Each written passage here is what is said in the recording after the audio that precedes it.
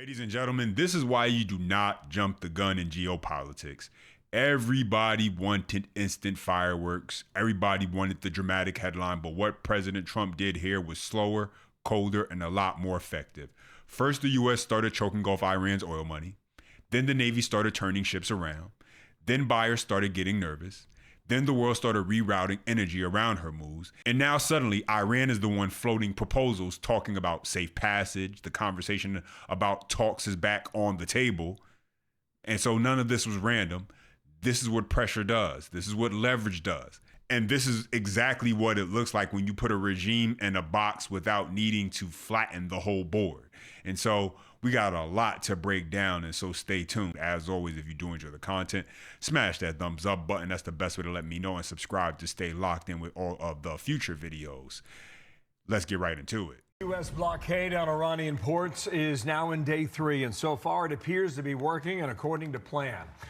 Preventing ships from accessing Iranian ports, which leads to two things: build up the pressure on the Iranian regime and starve it of much-needed income. So that's where we start. Good morning, everybody. Midweek here. I'm Bill Hemmer, live in New York City. Morning to you. Yes, and reports are that the economic pressure is being felt by the Iranians. I forgot. I'm Dana Perino, and this is America's Newsroom. I was so ready to get into the news. Let's start here. So U.S. Central Command says that U.S. forces are maintaining their naval superiority in the Middle East. Commander Admiral Brad Cooper posting in part: in less than 36 hours since the blockade was implemented, U.S. forces have completely halted economic trade going in and out.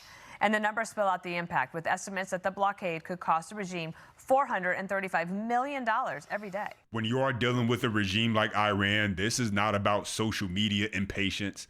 This is not about whether the public gets an immediate dopamine hit from some dramatic military headline. This is about whether you can create a situation where the other side starts feeling pressure from multiple directions at the same time, ladies and gentlemen.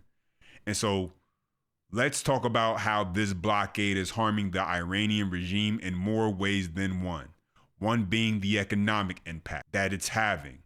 No ships coming through, no money being made. It goes back to the old saying, if you really want to hurt someone, you go after the money.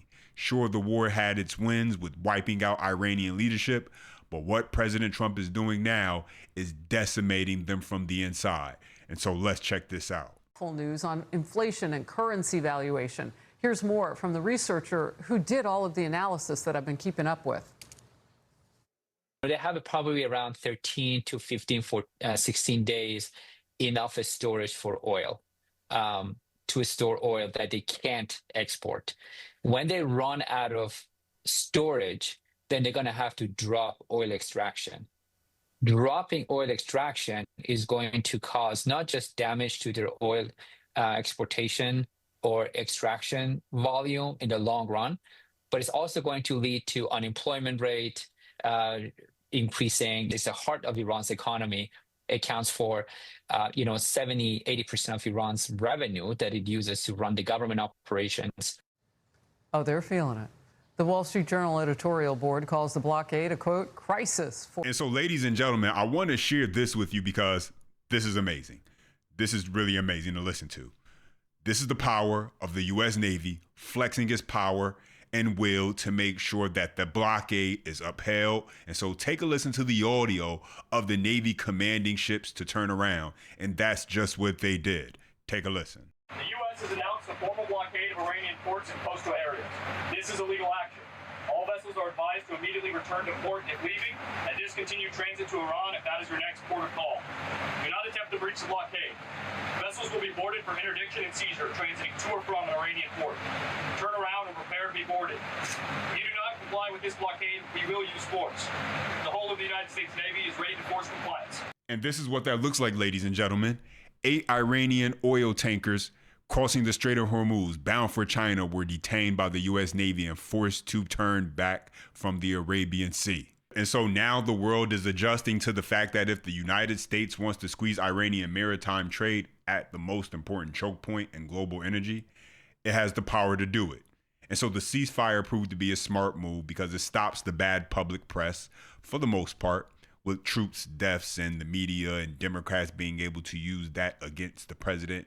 And now we are able to still inflict maximum damage on the Iranian regime in a much more destructive way. And so, ladies and gentlemen, in this next clip, they break down how the blockade was the necessary next step. A report has leaked today that the Iranian central bank has warned the government it will take a dozen years to recover, and they are facing 180% inflation inside Iran.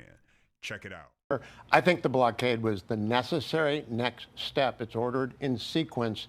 The kinetic military strike on the ability to produce the weapons that could harm our military. Now grab them by their fiscal throat and cut them down. I would direct everyone, if they read Iran International, a report has leaked today that the Iranian central bank has warned the government it will take a dozen years to recover, and they're facing 180% inflation inside of Iran. The hammer has come down on Iran, and I think they're crumbling. 180%. Yes. That beats our CPI. And so, well, exclusive, Iran offers proposal allowing ships to exit Oman side of Hormuz free of attack, sources say. And Iran is reportedly considering temporarily pausing shipments to avoid testing the U.S. blockade on Iran ports and raising tensions ahead of possible talks. According to a person familiar with Iranian decision-making on the Strait of Hormuz, speaking to Bloomberg on April 14th, Iran would only be able to pause shipment for a limited period of time before it would start to run out of room to store oil. Iran could also pursue several other courses of action in response to the U.S. blockade, including agreeing to a deal acceptable to the United States, attempting to run the blockade, or resuming the war. And so the president says he's willing to talk, but has also learned from the mistakes of those presidents in the past and will not make those same mistakes. Take a listen. It's a great question, and we've been talking with U.S. officials. They say the Trump administration is not going to make the same mistakes that previous administrations made when it comes to dealing with the Iranians. They're not going to let the Iranians drag out these talks indefinitely. If the president does send another team back to Islamabad or a different location in the region, it would be to get a deal done or ultimately look at other options. We do understand there are conversations taking place about scheduling the second round of talks. But after the Iranians have had a few days to go back to their capital of Tehran and speak with top officials, the expectation is they would be able to come back to the negotiating table with a serious set of conditions and the consultations that were made in the Iranian capital that would allow them to make a final decision and create some sort of good faith agreement with the United States. All right, Trey, thanks so much. People want geopolitics to move like cable news. They want instant visuals and instant gratification. But real leverage shows up in behavioral shifts and recalculation and proposals and back channel signals. And suddenly being willing to discuss things you were not so willing to discuss before. And that's exactly what is happening here. This is also about the United States reminding the world what American power actually looks like when it is applied with strategic intent. Because what are we seeing here? We are seeing military dominance at sea, ladies and gentlemen. We are seeing export pressure. We're seeing sanctions pressure. We're seeing buyer pressure. We're seeing countries and companies adapt around American action. Ladies and gentlemen, and what we are learning is that now that all roads for Iran lead one place, and that is defeat. They said the president had no plan to secure the strait, and looks like it's going pretty well. Never listen to a panican, Jesse. You will do very well in life. Ignore the panicans, right? They were the ones who warned of calamity in Venezuela and ended up being one of the greatest single foreign policy, military, geopolitical maneuvers in world history. What you're watching now in Iran with the implementation of this blockade is the total resetting of the American power dynamic for the next 100 years. President Trump is saying, we, the United States, have the world's not just most powerful military, most powerful navy. And whoever controls the seas is able to control the outcomes in any foreign policy showdown. And so President Trump has put Iran in a box. He's played the checkmate move. And so now, no matter what path Iran chooses, America wins. If Iran chooses the path of a deal, then that's great for the world. That's great for everybody. If Iran chooses the path of economic strangulation by blockade, then the world will pass Iran by. New energy routes will be established, new supply chains will be established, other nations throughout the region, throughout the world, and especially America will power the world, and Iran will become a footnote. So that's the choice Iran has, and President Trump has put America into a win-win posture. And so, ladies and gentlemen, now let's talk about China, because now that the president has announced that China has agreed not to supply Iran with weapons, what does that mean? It means the clock is counting down before Iran stalls out and game over. And so let's check this out. President Trump writes, China's very happy that I am permanently opening the Strait of Hormuz. I'm doing it for them also and around the world. This situation will never happen again. They have agreed not to send weapons to Iran. President Xi will give me a big fat hug when I get there in a few weeks. We are working together smartly and very well. Doesn't that beat fighting? But remember, we are very good at fighting if we have to, far better than anyone else. President Donald J. Trump. And so why does that matter? Check this out, ladies and gentlemen.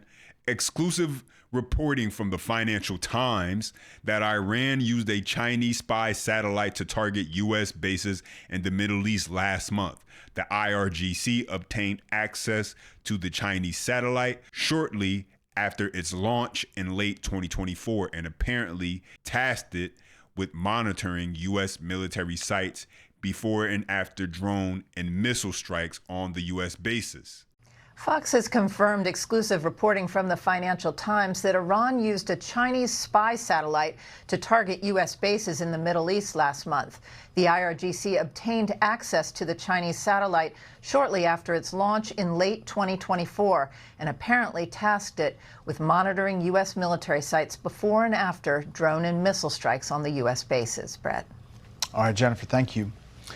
And this is exactly why so many people got this wrong from the very beginning, because while President Trump was applying pressure step by step, while he was squeezing Iran economically, while he was forcing movement in the strait, while he was putting China on notice, you had all of the usual people out there talking like he had no plan, like he was just winging it, like this was just all random chaos with no strategy behind it.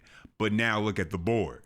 Iran is talking. Ships are turning around. China is being pulled into the pressure campaign, and the same people who were so quick to mock, so quick to panic, and so quick to act like Trump was just clueless are suddenly getting real quiet.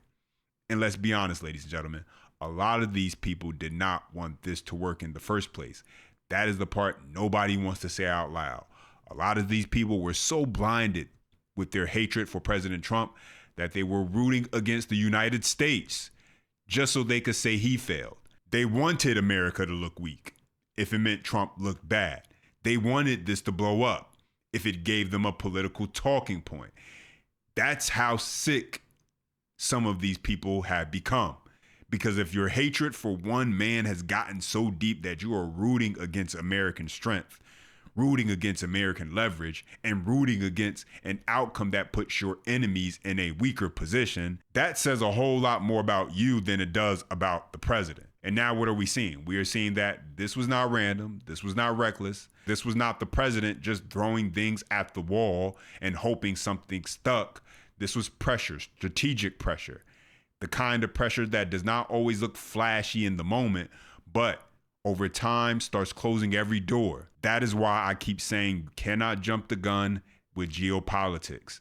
This is chess, not checkers. This is about leverage, counter moves, backup plans, and forcing your opponent into a position where every option they have gets worse by the day. And that's exactly what's happened here. But those are my thoughts in the update. Now let me hear from you. Drop your comment down below. As always, if you do enjoy the content, smash that thumbs up. Best way to let me know. Subscribe to stay locked in with the future videos. And as always, until next time.